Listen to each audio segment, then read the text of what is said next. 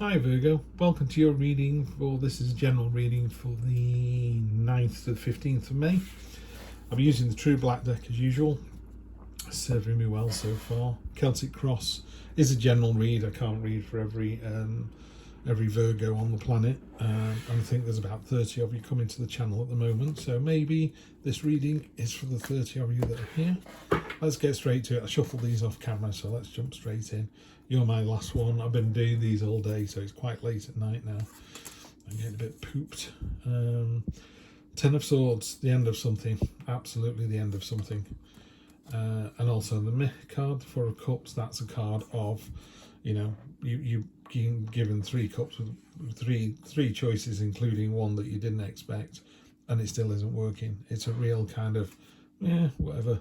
A real, shall we go to the zoo or the seaside? Shall we stay in? Shall we go to the cinema? Shall we go to a restaurant? And you're like, I don't know.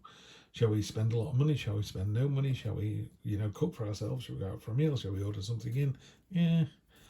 So there's that energy at the moment. So I think we need to see why that has been happening. 2 of Swords can sometimes mean a time of solace. You've got the swords and you go, keep away, I just want to think about what's going on. In this particular deck, it talked about an important message is being lost because these 2 swords are rubbing against each other and not really getting anywhere. So it's a card of stagnation, and it's a decision needs to be made. In a more traditional deck, there's a woman sat on a beach with the swords held up in front of her and a blindfold on. I always think, just take your blindfold off, put the swords down, put the swords down first, put the swords down first, take your blindfold off, see the bigger picture, see what's going on. At the moment, you can't see anything, you're too kind of, whatever. Virgo, this isn't like you. Come on, we're better than this. That's looking better. 2 of Wands in your, so that's the past. Near future, got the 2 of Wands. There's all these bees down at this world here, and you're the one that's gone ahead. It's a sort of pioneering card, so it's a real nice pioneering energy. It's a bit like none of those things interested me, the zoo, the seaside, the meal. So this is what I'm going to do. I'm going to find what it is that I actually want to do. I love this, love this. One of my favourite cards in this particular deck. Page of Wands, naked and unashamed, because that's what you are if you're naked in the tarot. It's like nothing to hide.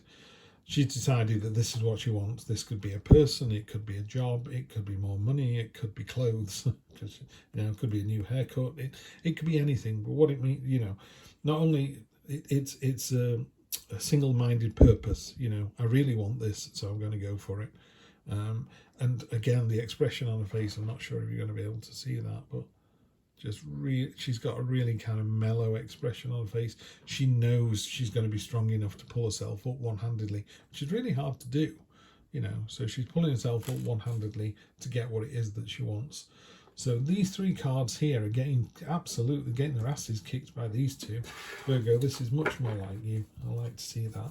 So clearly there's been the end of something and it's been disappointing and you can't really get over it. It's a bit like, what's the point? It could even have been it's the end of something but you weren't bothered. Okay, test coming in. You got the Crucible, that's the 8 of Swords. Again, in a more traditional Rider-Waite deck, there's a woman with all these swords in the ground behind her and she's bound and blindfolded. So you got the blindfolded woman again. But it's the same deal. Rub your hands up against the sword to take the straps off. She's tied with a rope or a ribbon or something. So, rub against that to take that off and take your blindfold off and actually see what's going on. And it's not as bad as you think it is. This deck actually talks about it being the crucible, like there's a test involved, but it's a test you pass successfully. It's a hell of a test. There are other swords lined up here to have a go. This one can't stand the heat, and you're just glowing away like, yeah, bring it on. Really good energy. So these 3 cards here, which are pointing to the future, are way more positive than this. Feels like you've had a bit of a hiccup, and it wasn't very pleasant. I mean, it's not cathartic. I don't think it's been a huge deal. It's just been a bit, whatever, what's the point? And these cards are all going, well, there is a point. You're strong enough to do it. Single-minded purpose, ahead of the game. This pioneering spirit, getting there first. Justice, all right, cold light of day. You will be found out for your transgressions, or isn't it nice to think if you spent a life doing good that at the end of it there's not even at the end of it, but there is a reward for it. I'm personally, I'm Libra with Sun, Moon and Rising, so this is my card. I love this. I mean, as a graphic designer, I love the fact that it looks like it's lit up. I don't even know how they've done that. It just looks amazing, that white light. She's wearing a veil, so she can't be swayed. You can't plead with her. You can't change your mind. It's literally, in the cold light of day, you will be judged, and if you found wanting, well, woe betide. This is how other people, so this is how you see the situation next week, and this is how other people see the situation next week. Two things about the Moon card. One, it's unlimited potential energy. So it's a real potential. There's lots of potential next week, yeah, and it's unlimited. If you want it, you can have it. Just be careful that what you're asking for is the right thing. You know, again, tempered with the Justice card. You know, sometimes the Moon card can talk about illusion and distrust. You know, you think about moonlight is actually sunlight bouncing off a marble in the sky. The moon doesn't have any light of its own. It is taking something else's light and using it. That's not to say that moonlight isn't beautiful and has been drawing us in over thousands of years. You know, it's a fantastic thing, so that's great, but you just got to remember that it's not the actual truth, is it? So just be careful of that. Oh, I love to see this card. One of my favourite cards in this deck. The Hanged Man, lose the battle to win the war. That's your hopes and fears. So whatever you've got coming up next week, I'm not really seeing, it could be a love reading. It could be a love reading. I was going to say it wasn't, but it could be. First of all, you know, you're putting yourself in this position. He's normally hanging upside down, and he's chosen to do this. And the reason he's chosen to do that is to get a different perspective, you know. So, you know, if you're in a relationship with someone, maybe put yourself in their headspace, put yourself in their shoes for a day. You know, they could be, I don't know, pulling down a hell of a shift and then coming home and having to tidy the house. You know, how would you feel if that was you? In terms of a sort of more traditional career kind of role, something to do with your job, very definitely, you know, lose the battle to win the war. And again, he's got a really serene look on his face. He's willingly doing this because he knows it's for the greater good. He knows he's going to be a better person because of it. Final outcome, the Fool. Wow, you've really turned this around, Virgo. Those three cards were literally, there was a hiccup. There was something happened last week. Since then, it's just got good, great, greater. And you've got 4 major arcana in the staff down there. The Fool, basically, I've just drawn the Fool. All or nothing, jump in with both feet. The outcome next week is, you know, this pioneering spirit. Well, that's the pioneering spirit with knobs on. It is literally just, if someone said, shall we go to the seaside or shall we go to a restaurant? You go, let's do both. You know, let's get up early and get to the seaside and book into a nice restaurant. How are we going to get there? Helicopter, what the hell? You know, it's real. Take life by the throat next week, Virgo, and just suck the marrow out of the bones of life. You know, it's that real energy there. Just make sure that it's all honest. Yeah.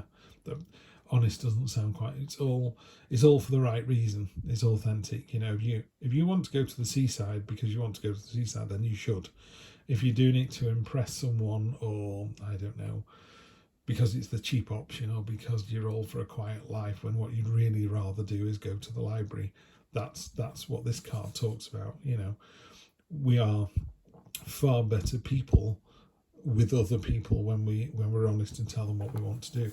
Now, it could be that they go, you're not sitting in the library all day, it's a lovely sunny day, we're going to the seaside. That's fine. You know, you've been honest, you've told them what you wanted to do, they've decided by committee that we're going to do this instead. That's okay, you know. And as the Fool, you're going to jump into the adventure, you're going to do it with a big smile on your face, and guess what, when you do that, it works out really, really well.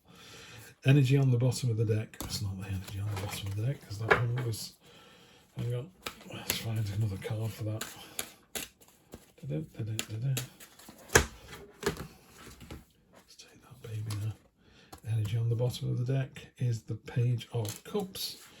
Page of Cups, innocence, carefree. I mean, this is as close an energy to the Fool as you're going to get, I think. You know, it's literally that sort of innocent, childlike wonder which is underlying all of this. So it's been really interesting, this Virgo. I think if you're in a relationship, there was a hiccup last week, but it's so much better this week.